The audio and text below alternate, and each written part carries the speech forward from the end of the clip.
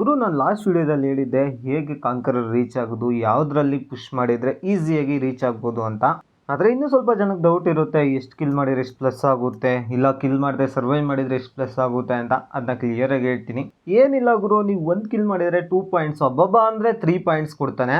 ಇದರಲ್ಲಿ ಬರೀ ಕಿಲ್ಸ್ ಅಲ್ಲದೆ ಸರ್ವೈವ್ ಅನ್ನೋದು ತುಂಬಾ ದೊಡ್ಡ ಮ್ಯಾಟ್ರ್ ಆಗುತ್ತೆ. ಯಾಕಂದರೆ ನೀವು ಟಾಪ್ 10 ಒಳಗಡೆ ಹೋದರೆ ಸಾಕು, 0 ಕಿಲ್ ಮಾಡಿದರೂ ಕೂಡ ನಿಮಗೆ 10 ಮೇಲೆ ಪ್ಲಸ್ ಕೊಡ್ತಾನೆ. ಅದಕ್ಕೆ ಇವತ್ತಿನ ವಿಡಿಯೋ ಬಂದು ನಾನು ಕಿಲ್ ಮಾಡ್ದೇನೆ ಸರ್ವೈವ್ ಆಗೋದು ಹೇಗೆ ಅಂತ ತೋರಿಸ್ಕೊಡ್ತೀನಿ. ಯಾಕಂದರೆ ತುಂಬ ಜನದ ಹತ್ರ ಒಳ್ಳೆ ಡಿವೈಸ್ ಇರಲ್ಲ, ತುಂಬ ಲ್ಯಾಗ್ ಆಗ್ತಿರುತ್ತೆ. ಕಿಲ್ ಮಾಡಬೇಕು ಅಂತ ಹೋದರೆ ಫೈಟಲ್ಲಿ ಸತ್ತೋಗ್ಬಿಡ್ತೀರಾ. ಸೊ ಅದಕ್ಕೆ ನೀವು ಫೈಟ್ ಮಾಡ್ದೇ ಸರ್ವೈವ್ ಮಾಡಬೇಕಲ್ವಾ, ಅದನ್ನ ಹೇಳ್ಕೊಡ್ತೀನಿ. ಸದ್ಯಕ್ಕೆ ಇಲ್ಲಿ ಜಾರ್ಜ್ ಪುಲ್ ಹತ್ರ ಲ್ಯಾಂಡ್ ಆಗ್ತೀನಿ. ಇವೆಂಟ್ಗೆ ಹೋಗಲ್ಲ, ಇವೆಂಟ್ಗೆ ಹೋದರೆ ಲ್ಯಾಗ್ ಆಗುತ್ತೆ. ಅಂದರೆ ನನ್ನ ಡಿವೈಸ್ ಲ್ಯಾಗ್ ಆಗಲ್ಲ, ನಿಮ್ಮ ಡಿವೈಸ್ ಲ್ಯಾಗ್ ಆಗೋ ಡಿವೈಸ್ ಇದ್ದರೆ ಇವೆಂಟಲ್ಲಿ ಹೋದರೆ ಸುಮ್ಮನೆ ಸತ್ಬಿಟ್ಟು ಬರ್ತೀರಾ. ಅದ್ರ ಬದಲು ಈ ಥರ ಒಂದು ಪ್ಲೇಸಲ್ಲಿ ಹೇಳ್ಕೊಳ್ಳಿ. ಸದ್ಯಕ್ಕೆ ಇಲ್ಲಿ ಎನಿಮೀಸ್ ಹಿಡಿದಿರ್ತಾರೆ, ಬಟ್ ನಾನು ಯಾರಿಗೂ ಹೊಡಿಯಲ್ಲ. ಯಾಕೆ ಅಂದರೆ ನನಗೆ ಇದ್ರ ಜೊತೆ ಒಂದು 0 ಕಿಲ್ ಚಿಕನ್ ಡಿನ್ನರ್ ಮಾಡಿ ತೋರಿಸಿ ಅಂತ ಹೇಳಿದರು. ಅದನ್ನು ಟ್ರೈ ಮಾಡ್ತಾ ಇರ್ತೀನ. ಇಲ್ಲೊಂದು ಕ್ರೇಟ್ ಇರುತ್ತೆ ನೋಡಿ, ಅಂದರೆ ಕಾಯಿನ್ಸ್ ಕ್ರೇಟು. ಇದೆಲ್ಲ ತುಂಬ ಇಂಪಾರ್ಟೆಂಟ್ ಆಗುತ್ತೆ. ಸದ್ಯಕ್ಕೆ ಈ ಕ್ರೇಟಲ್ಲಿ 30 ಕಾಯಿನ್ಸ್ ಸಿಗ್ತಾ, ನಮಗೆ ಬೇಕಾಗಿರೋದು 100 ಕಾಯಿನ್ಸ್ಗಳು. ಯಾಕಂದರೆ ಶಾಪಲ್ಲಿ ಫ್ಲ್ಯಾರ್ ಪರ್ಚೇಸ್ ಮಾಡಬೇಕು. ಶಾಪಲ್ಲೇ ಅಂತ ಅಲ್ಲ, ಸದ್ಯಕ್ಕೆ ಇಲ್ಲಿ ಕಂಟೈನರಲ್ಲಿ ಎನಿಮೀಸ್ ಇದ್ದಾರೆ ಅಂತ ವಾಪಸ್ ಬಂದೆ. ಕಂಟೈನರ್ ಫುಲ್ ಲೂಟ್ ಮಾಡಿದರೆ ನಿಮಗೆ ಫ್ಲ್ಯಾರ್ ಗನ್ ಸಿಗೋ ಚಾನ್ಸಸ್ ಇರುತ್ತೆ. ಇನ್ನೂ ತುಂಬ ಲೊಕೇಶನ್ಗಳಿದೆ, ಅದರಲ್ಲಿ ಬೆಸ್ಟ್ ಲೊಕೇಶನ್ ಇದೆ ಅಂದ್ಕೊಳ್ಳಿ. ಅಲ್ಲಿಂದ ಸೀದಾ ಇಲ್ಲಿ ಬಂದರೆ ರೋಡ್ ಸೈಡು ಒಂದೇ ಥರ 6 ಮನೆ ಇರ್ತವೆ ನೋಡಿ. ಅದರಲ್ಲಿ ಸೆಂಟ್ರಲ್ ಇರೋ ಬ್ಲೂ ಕಲರ್ ಬಿಲ್ಡಿಂಗ್, ಈ ಮನೆ ಹತ್ರ ಬನ್ನಿ. ಇನ್ನೇನು ಈ 6 ಮನೆಗೆ ಫುಲ್ ಲೂಟ್ ಮಾಡಿದ್ರು ಇದರಲ್ಲಿ 1-2 ಕಾಯಿನ್ ಸಿಗ್ತಾನೆ ಇರ್ತವೆ. ಎಲ್ಲ ಕಾಯಿನ್ ಕಲೆಕ್ಟ್ ಮಾಡ್ಕೊಳ್ಳಿ. ಈ ಮನೆ ಮೇಲ್ಗಡೆ ಇದೇ ಪ್ಲೇಸಲ್ಲಿ ಒಂದು ಕ್ರೇಟ್ ಇರುತ್ತೆ. ಇಲ್ಲಿ ನೋಡ್ಕೊಂಡ್ರಲ್ಲ, ಇದೇ ಪ್ಲೇಸಲ್ಲಿ ಒಂದು ಕ್ರೇಟ್ ಇರುತ್ತೆ. ಆದರೆ ಇವಾಗಿಲ್ಲ, ಎಲ್ಲ ಮ್ಯಾಚಲ್ಲೂ ಇರುತ್ತೆ ಅಂತ ಹೇಳೋಕ್ಕಾಗಲ್ಲ. ಒಂದೊಂದು ಮ್ಯಾಚ್ ಇರುತ್ತೆ, ಒಂದೊಂದು ಮ್ಯಾಚ್ ಇರಲ್ಲ. ಬಟ್ ಇದ್ದರೆ ಅದೇ ಲೊಕೇಶನಲ್ಲಿರುತ್ತೆ. ಅಲ್ಲಿಂದ ಡೈರೆಕ್ಟ್ ಹಾಸ್ಪಿಟಲ್ ಹತ್ರ ಬರ್ತೀನಿ. ಇಲ್ಲೂ ಕೂಡ 2 ಕಾಯಿನ್ ಕ್ರೇಟ್ ಇರುತ್ತೆ. ಸದ್ಯಕ್ಕೆ ಕೆಳಗಡೆ ಒಂದು ಕಾಣಿಸ್ತಿದೆ ನೋಡಿ, ನಿಮಗೆ ಕಾಣಿಸ್ತಿದೆ ಇಲ್ಲೋ ಗೊತ್ತಿಲ್ಲ, ಹತ್ರ ಹೋಗ್ತೀನಿ. ಬಟ್ ಇಲ್ಲಿ ಯಾರೂ ಎನಿಮಿ ಇರೋಲ್ಲ ಅಂತ ನಂತರ ಈಸಿಯಾಗೆಲ್ಲ ಬರೋಕ್ಕೆ ಹೋಗ್ಬೇಡಿ. ಒಂದು ಸಲ ರೌಂಡ್ ಹಾಕ್ಬಿಟ್ಟು ಆಮೇಲೆ ಬನ್ನಿ. ಸದ್ಯಕ್ಕೆ ಈ ಕ್ರೇಟಲ್ಲೂ ನಮಗೆ ಕಾಯಿನ್ ಸಿಗುತ್ತಾ. ಹಿಂಗೆ ಸ್ಟೆಪ್ ಮೇಲೆ ಹೋಗಿ ಈ ಕಡೆ ರೂಮ್ ಒಳಗಡೆ ಹೋದರೆ ಇಲ್ಲೂ ಒಂದು ಕ್ರೇಟ್ ಇರುತ್ತೆ. ಬಟ್ ಈ ಮ್ಯಾಚಲ್ಲಿ ಇಲ್ಲ ಗುರು, ಇಲ್ಲೇ ಇರುತ್ತೆ. ಓಕೆನಾ, ಸದ್ಯಕ್ಕೆ 86 ಕಾಯಿನ್ಸ್ ಏನೋ ಆಯಿತು. ಹಾಸ್ಪಿಟಲಲ್ಲೇ ಇನ್ನೂ ಸ್ವಲ್ಪ ಲೂಟ್ ಮಾಡ್ತೀನಿ. ಲೂಟ್ ಎಲ್ಲ ಕಂಪ್ಲೀಟ್ ಮಾಡಿಕೊಂಡು ಬೇರೆ ಲೊಕೇಶನ್ಗೆ ಕ್ರೇಟ್ ಹುಡ್ಕೋಣ ಅಂತ ಹೋಗ್ತಾ ಇರ್ತೀನಿ.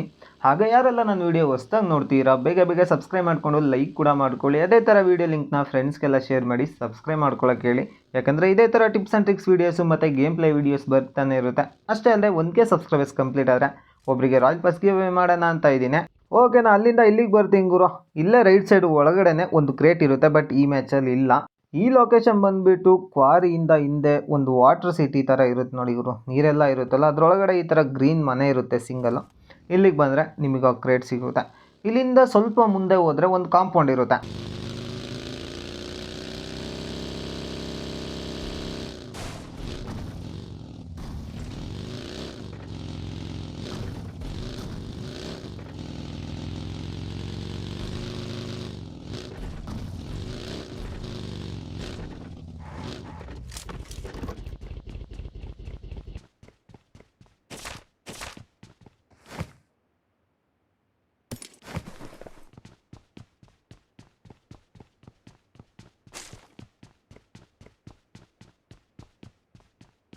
This ends now, Megatron.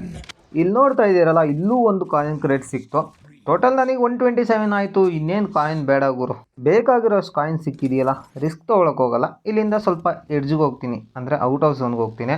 Coin crate ಲೊಕೇಶನ್ಗಳು ಇನ್ನೂ 2 ಇದ್ದಾವೆ, ಬಟ್ ನಾನು ಈ ವಿಡಿಯೋದಲ್ಲಿ ಅಲ್ಲಿಗೆ ಹೋಗಿರಲ್ಲ. ಇಲ್ಲಿಂದನೇ ಸ್ವಲ್ಪ ಮುಂದೆ ಒಂದು ರಿಕಾಲ್ ಪಾಯಿಂಟ್ ಇರುತ್ತೆ ನೋಡಿ. ಆ ರಿಕಾಲ್ ಪಾಯಿಂಟಲ್ಲಿ ಒಂದು ಮೆಟ್ಲು ಥರ ಮನೆ ಇರುತ್ತೆ. ಆ ಮನೆ ಒಳಗಡೆ ಮೇಲ್ಗಡೆ ಹೋದರೆ ಅಲ್ಲೂ ಒಂದು ಕಾಯಿನ್ ಕ್ರೇಟ್ ಇರುತ್ತೆ. ಅಷ್ಟೇ ಅಲ್ಲದೆ ಘಟ್ಕಾ ನಿಯರು ಒಂದು ಶಾಪಿಂಗ್ ಬಸ್ ಇರುತ್ತೆ ನೋಡಿ.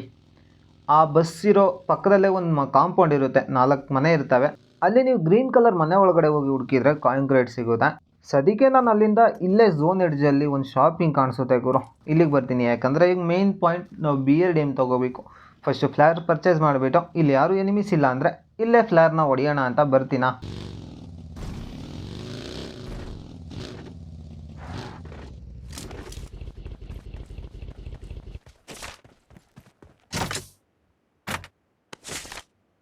ಇನ್ನೇನು ಫ್ಲ್ಯಾರ್ ಕೂಡ ಪರ್ಚೇಸ್ ಮಾಡ್ಕೊತೀನಿ. ಪಕ್ಕದಲ್ಲೇ ರಿಪೇರ್ ಗನ್ ಕೂಡ ಇರುತ್ತೆ. ಬಟ್ ಇದನ್ನು ತೊಗೊಂಡ್ರೆ ನಿಮ್ಮ ಕೈಯಿಂದ ಫ್ಲ್ಯಾರ್ ತೊಗೊಳಕ್ಕಾಗಲ್ಲ. ಸುಮ್ಮನೆ ಮತ್ತೆ ಬೇರೆ ಕಡೆ ಎಲ್ಲ ಹೋಗೋದು ಬೇಡ. ಸದ್ಯಕ್ಕೆ ಇಲ್ಲಿ ಯಾರೂ ಎನಿಮೀಸ್ ಇಲ್ಲ ಅನಿಸುತ್ತೆ. ಅದಕ್ಕೆ ಇಲ್ಲೇ ಓಪನಿಗೆ ಬಂದುಬಿಟ್ಟು ಫ್ಲ್ಯಾರ್ ಗನ್ ಹೊಡಿತೀನಿ. ನೀವು ಅಷ್ಟೇ ಗನ್ ಇದೆ ಅಂತ ಮನೆ ಹತ್ರನೇ ಹೊಡಿಬೇಡಿ. ಯಾಕಂದರೆ ಮನೆ ಮೇಲ್ಗಡೆ ಬಿದ್ದರೆ ಮತ್ತೆ ತಗೊಳ್ಳೋದು ಕಷ್ಟ ಆಗುತ್ತೆ. ಸ್ವಲ್ಪ ಓಪನಿಗೆ ಬಂದುಬಿಟ್ಟು ಹೊಡಿರಿ.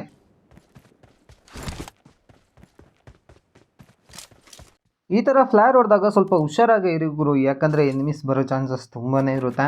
ಹಾಗೆ ಶಾಪಲ್ಲಿರೋ 3 ಫಸ್ಟ್ ಏಡ್ ಕಿಟ್ ತೊಗೊಂಡ್ಬಿಡ್ತೀನಿ. ನಿಮಗೆ max to max 8 first aid ಆದರೂ ಇರಲೇಬೇಕು ಗುರು, ಯಾಕಂದರೆ ಲಾಸ್ಟಲ್ಲಿ ಹೀಲ್ ಬ್ಯಾಟಲ್ ಆಗುತ್ತೆ. ಹಾಗೆ ಬ್ಯಾಂಡೇಜ್ಗಳು ಅಷ್ಟೇ ಯಾವಾಗಲೂ 30 ಅಬೌವ್ ತೆಗೆದಿಟ್ಕೊಳ್ಳಿ. ಔಟ್ ಆಫ್ ಝೋನಲ್ಲಿ ಸರ್ವೈವ್ ಮಾಡೋಕ್ಕೆ ತುಂಬಾ ಇಂಪಾರ್ಟೆಂಟು. ನಾನು ಕೂಡ ಸ್ವಲ್ಪ ಹೊತ್ತು ಇಲ್ಲೇ ವೆಯ್ಟ್ ಮಾಡ್ತೀನ.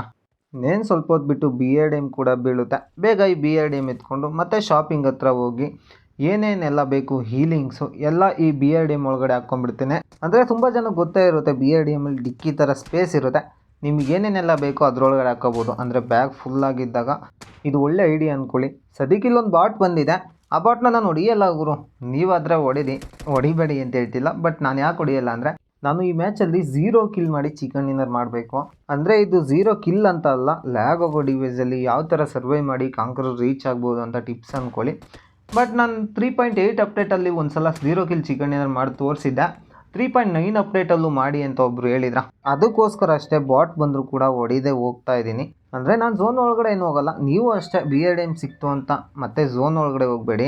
ಹೇಗಿದ್ರು ನಿಮ್ಮ ಹತ್ರ ತುಂಬ ಬ್ಯಾಂಡೇಜ್ ಇರುತ್ತಲ್ಲ, ಬ್ಯಾಂಡೇಜ್ ಸುತ್ಕೊಂತ ಔಟ್ ಆಫ್ ಝೋನಲ್ಲೇ ಅಂದರೆ ಝೋನ್ ಟು ಝೋನ್ ಆಡ್ತಾ ಇರಿ. ಸ್ವಲ್ಪ ಝೋನ್ಗೆ ನಿಯರ್ ಇರಿ, ತುಂಬ ದೂರನೂ ಇರಬೇಡಿ, ಝೋನ್ ಒಳಗಡೆನೂ ಹೋಗಬೇಡಿ.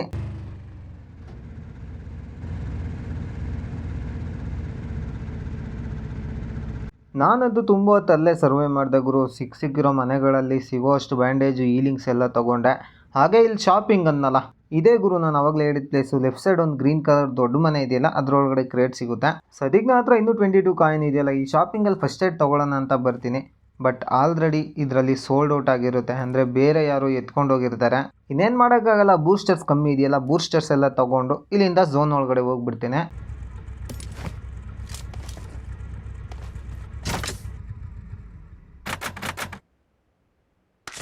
ನೀವಿಲ್ಲಿ ಮ್ಯಾಪಲ್ಲಿ ನೋಡ್ತಾ ಇರ್ಬೋದು ಝೋನ್ ಎಲ್ಲಿದೆ, ನಾನು ಎಲ್ಲಿದ್ದೀನಿ ಅಂತ. ನನಗೆ ಇನ್ನೂ ಬೇಜಾನ್ ಟೈಮ್ ಇದೆ ಗುರು, ಯಾಕಂದರೆ 1 ನಿಮಿಷ 54 ಸೆಕೆಂಡ್ ಟೈಮ್ ಇದೆ. ಆರಾಮಾಗಿ ಬ್ಯಾಂಡೇಜ್ ಸುತ್ಕೊತಾನೆ ಝೋನ್ ಒಳಗಡೆ ಹೋಗ್ಬೋದು. ಬಟ್ ಈ 3.9 ಅಪ್ಡೇಟಲ್ಲಿ ಲಾಸ್ಟ್ ಝೋನಲ್ಲಿ ಈ ರೋಬೋಟ್ಗಳು ತೊಂದರೆ ಇರುತ್ತೆ ಗುರು, ಅದರಿಂದ ಸ್ವಲ್ಪ ಹುಷಾರಾಗೇ ಇರಬೇಕು.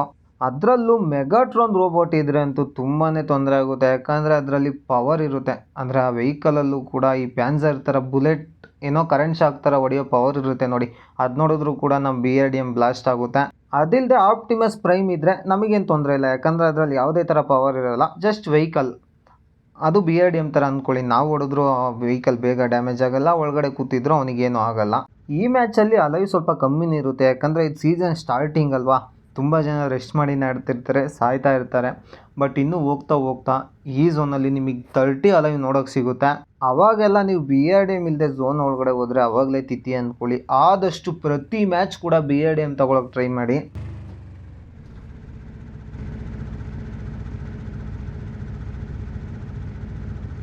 ಅಲ್ಲಿಂದ ಝೋನ್ ಒಳಗಡೆ ಏನೋ ಬಂದು ನನ್ನ ಹತ್ರ ಫಸ್ಟ್ ಏಡ್ ಬೇರೆ ಕಮ್ಮಿ ಇದೆ. ಅದು ಅಲ್ಲದೆ ಇಲ್ಲಿ ಮರದ ಹತ್ರ ಒಂದು ಕ್ರೇಟ್ ಬಿದ್ದಿರುತ್ತೆ ನೋಡಿ, ಬೇಗ ಈ ಕ್ರೇಟಲ್ಲಿ ಲೂಟ್ ಮಾಡ್ಕೊತೀನಿ.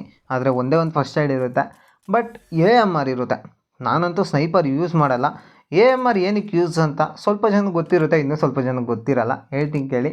ಈ BRDMಲ್ಲಿ ಕೂತಿದ್ದಾಗ ನೀವು ಯಾವುದೇ ಗನ್ನಿಂದ ಹೊಡೀರಿ ಅದರೊಳಗಡೆ ಇರೋನಿಗೆ ಡ್ಯಾಮೇಜ್ ಆಗಲ್ಲ. ಅದೇ ನೀವು AMR ಇಂದ ಹೊಡೆದ್ರೆ ಗಾಡಿ ಒಳಗಡೆ ಕೂಡ ಬುಲೆಟ್ ಹೋಗುತ್ತೆ, ಅವನಿಗೆ ಡ್ಯಾಮೇಜ್ ಆಗುತ್ತೆ. 2 ಬುಲೆಟು ಒಂದು ಅಥವಾ 2 ಬುಲೆಟಲ್ಲಿ ಅವ್ನು ಸತ್ತೋಗ್ಬಿಡ್ತಾನೆ. ಅದೇ ಥರ ಯಾವುದೇ ವೆಹಿಕಲ್ ಆಗಲಿ ಅದನ್ನು ಕೂಡ ಈಸಿಯಾಗಿ ಡ್ಯಾಮೇಜ್ ಮಾಡಿ ಬ್ಲಾಸ್ಟ್ ಮಾಡ್ಬೋದು. ಸದ್ಯಕ್ಕೆ 5 ಬುಲೆಟ್ಸ್ ಇದೆ, ನೋಡೋಣ ಮುಂದೆ ಯೂಸ್ ಆಗುತ್ತೋ ಇಲ್ವಾ. ಇಲ್ಲಿ ಮ್ಯಾಪ್ ಕೆಳಗಡೆ ನೋಡೋದಾದ್ರೆ ಇನ್ನೂ 1.5 ನಿಮಿಷ ಟೈಮ್ ಇದೆ ಗುರು. ಸುಮ್ಮನೆ ಇವಾಗಲೇ ಝೋನ್ ಒಳಗೆ ಹೋದರೆ ಯಾರಾದರೂ ಹೊಡೆದಾಕ್ಬಿಡ್ತಾರೆ. ಅಂದರೆ BRDM ಕಾಣ್ತಿದ್ರೆ ಸಾಕು, ಫೈರ್ ಮಾಡಿ ಬ್ಲಾಸ್ಟ್ ಮಾಡೋಕ್ಕೆ ಟ್ರೈ ಮಾಡ್ತಾರೆ. ಅದಕ್ಕೆ ನಾನು ಸ್ವಲ್ಪ ಲೇಟಾಗಿ ಝೋನ್ ಒಳಗಡೆ ಹೋಗ್ತೀನಿ. ಓಕೆ ಗುರು, ಅಲ್ಲಿಂದ ನೆಕ್ಸ್ಟ್ ಝೋನ್ ಕೂಡ ಬಂದಾಯಿತು. ಅಲ್ಲೇ ನೋಡಿದರೆ 7 ಇದೆ. ಅದು ಅಲ್ಲದೆ ಒಂದು ರೋಬೋಟು ಇನ್ನೂ ಬದುಕಿದೆ ಗುರು. ಆದರೆ ಅದು ಮೆಗಾಟ್ರಾನ್ ಅಲ್ಲ, ಆಪ್ಟಿಮಸ್ ಪ್ರೈಮ್. ಯಾಕಂದರೆ ಅದರಿಂದ ಏನು ಪವರ್ ಇರಲ್ಲ, ಜಸ್ಟ್ ವೆಹಿಕಲ್ ಥರ ಇರುತ್ತೆ ಅಷ್ಟೇ. ಅಷ್ಟೇ ಅಲ್ಲದೆ ನಂತರ ಒಬ್ಬ BRDM ತೊಗೊಂಡು ಆ ಕಡೆ ಎಲ್ಲ ಹೋಗ್ತೀನಿ ನೋಡಿ. ನಾನಂತೂ ಒಳಗಡೆ ಹೋಗಲ್ಲ, ಯಾಕಂದರೆ ಇನ್ನೂ ಟೈಮಿಂಗ್ಸ್ ಇದೆ. ಸ್ವಲ್ಪ ಹೊತ್ತು ಝೋನ್ ಎಡ್ಜಲ್ಲೇ ಇರ್ತೀನಿ. ಇವಾಗಲೇ ಹೋದರೆ ಸುಮ್ಮನೆ ಬ್ಲಾಸ್ಟ್ ಮಾಡಿಬಿಡ್ತಾರೆ. ಆಮೇಲೆ ನಮ್ಮ ಹತ್ರ BRDM ಇಲ್ಲ ಅಂದರೆ ಡಿನ್ನರ್ ಮಾಡೋದಂತೂ ತುಂಬ ಕಷ್ಟ ಆಗುತ್ತೆ. ತುಂಬ ಹೊತ್ತಲ್ಲೇ ವೆಯ್ಟ್ ಮಾಡಾದ್ಮೇಲೆ ಝೋನ್ ಕೂಡ ಸ್ಟಾರ್ಟ್ ಆಗುತ್ತೆ. ಅದಕ್ಕೆ ನೆಕ್ಸ್ಟ್ ಝೋನ್ ಎಡ್ಜಲ್ಲಿ ಬಂದು ನಿಂತ್ಕೊತೀನಿ. ಆದರೆ ಆಪ್ಟಿಮಸ್ ಪ್ರೈಮು ಇಲ್ಲೇ ಇರುತ್ತೆ ಗುರು. ಸರಿ ಅವನೇನು ಮಾಡಲ್ಲ ಅಂದ್ಕೊಂಡು ಇಲ್ಲಿ ಇರ್ತೀನ. ಬಟ್ ಸ್ವಲ್ಪ ಹೊತ್ತಾದ್ಮೇಲೆ ಏನೆಲ್ಲ ಕಿತಾಪತಿ ಮಾಡ್ತಾನೆ ನೀವೇ ನೋಡಿ.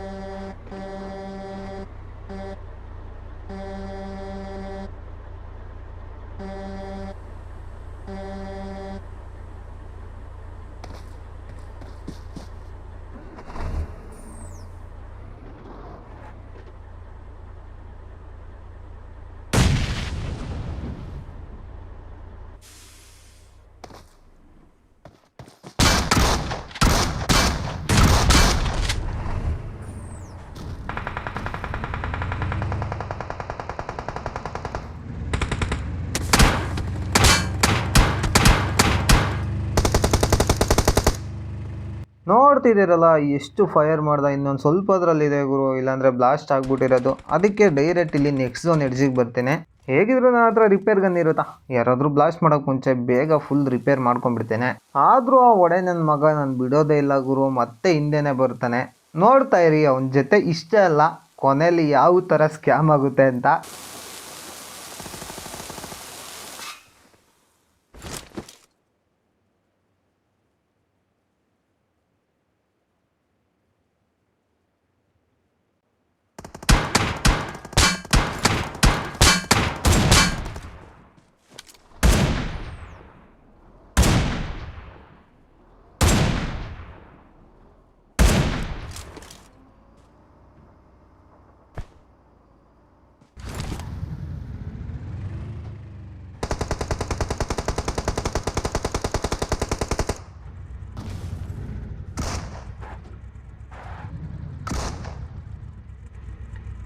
ಇಲ್ಲಿ ನೋಡ್ತಾ ಇದ್ದೀರಲ್ಲ, ಶಾಕ್ ಒಳಗಡೆ ಇರೋನು ಆಪ್ಟಿಮಸ್ ಪ್ರೈಮ್ನ ಬ್ಲಾಸ್ಟ್ ಮಾಡ್ತಾನೆ. ಆಪ್ಟಿಮಸ್ ಪ್ರೈಮ್ ಒಳಗಡೆ ಇದ್ದವನು ಶಾಕ್ ಒಳಗಡೆ ಇದ್ದವನಿಗೆ DBS ಅಲ್ಲಿ ಈಸಿಯಾಗಿ ಫಿನಿಶ್ ಮಾಡ್ತಾನೆ.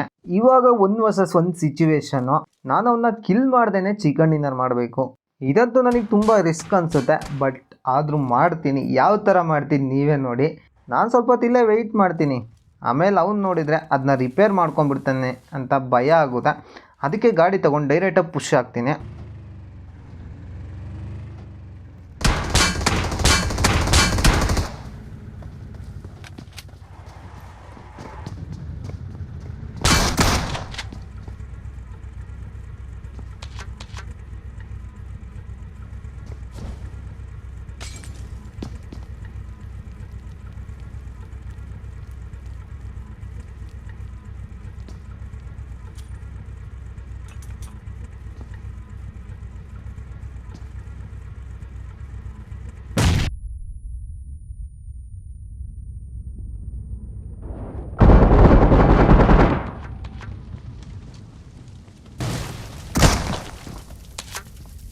ಇಷ್ಟೇ ಗುರು, ನಾನು ಅಂದ್ಕೊಂಡಿದ್ದಂಗೆ ಪ್ಲ್ಯಾನ್ ಎಲ್ಲ ವರ್ಕೌಟ್ ಆಯಿತು. ಯಾಕಂದರೆ ಅವ್ನು ಒಳಗಡೆ ಹೋಗ್ತಾನೆ ಅಂತ ಗೊತ್ತಿತ್ತು. ಅದೇ ಟೈಮಿಗೆ BIDMನ ಅಡ್ಡ ಹಾಕಿದ್ನ, ಅಂದರೆ ಅವನು ಏನು ಮಾಡಿದರೂ ಕೂಡ ಇದರಿಂದ ಆಚೆ ಬರೋಕ್ಕೆ ಚಾನ್ಸೇ ಇಲ್ಲ. ಇವಾಗೇನು ಇಲ್ಲ ಗುರು, ಒಂದು ಅವ್ನು ಸಾಯಬೇಕು ಇಲ್ಲ ಇಲ್ಲಿ ಬ್ಯಾಟಲ್ ಮಾಡಬೇಕು. ಅದಕ್ಕೆ ಝೋನ್ ಬರೋವರೆಗೂ ನಾನು ಇಲ್ಲೇ ವೆಯ್ಟ್ ಮಾಡ್ತಾ ಇರ್ತೀನಿ. ಆದರೆ ಅವ್ನು ಮಾಡೋ ಕಿತಾಪತಿಗಳು ನೋಡ್ತಾ ಇರಿ.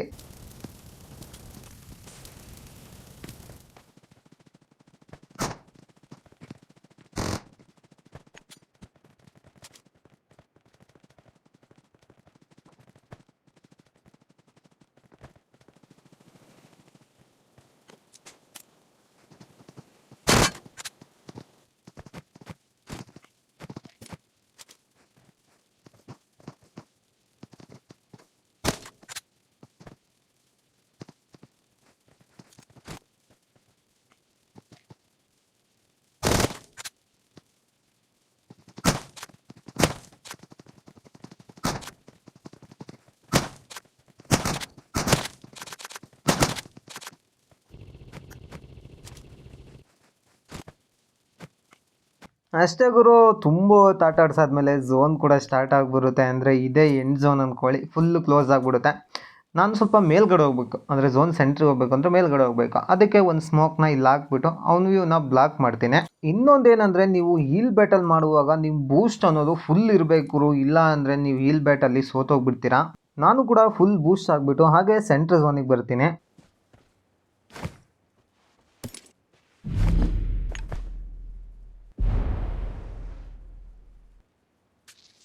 ಮೇಲ್ಗಡೆ ಕಿಲ್ ಫೀಡ್ ನೋಡ್ತಾ ಇರ್ತೀರಾ, ಪಾಪ ಅವ್ನು ಬೂಸ್ಟ್ ಆಗಿರಲಿಲ್ಲ ಅನಿಸುತ್ತೆ, ನಾಲ್ಕಾಗ್ಬಿಟ್ಟ.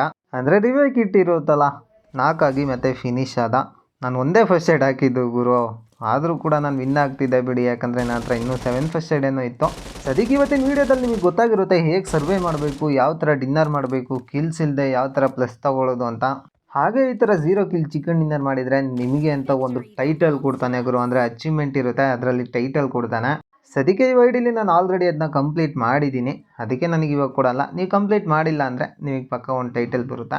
ಎಲ್ಲರಿಗೂ ಇವತ್ತಿನ ವಿಡಿಯೋ ಇಷ್ಟ ಆಯಿತು ಅಂತ ಅಂದ್ಕೊತೀನಿ. ಇನ್ನೂ ಯಾರೆಲ್ಲ ಸಬ್ಸ್ಕ್ರೈಬ್ ಮಾಡ್ಕೊಂಡಿಲ್ಲ, ಲೈಕ್ ಮಾಡ್ಕೊಂಡಿಲ್ಲ, ಬೇಗ ಮಾಡ್ಕೊಂಬಿಡಿ. ಮತ್ತೆ ನಾನು ಸಿಗ್ತೀನಿ ಮುಂದಿನ ವಿಡಿಯೋದಲ್ಲಿ. ಅಲ್ಲಿವರೆಗೂ ಟೇಕ್ ಕೇರ್, ಬೈ ಬಾಯ್.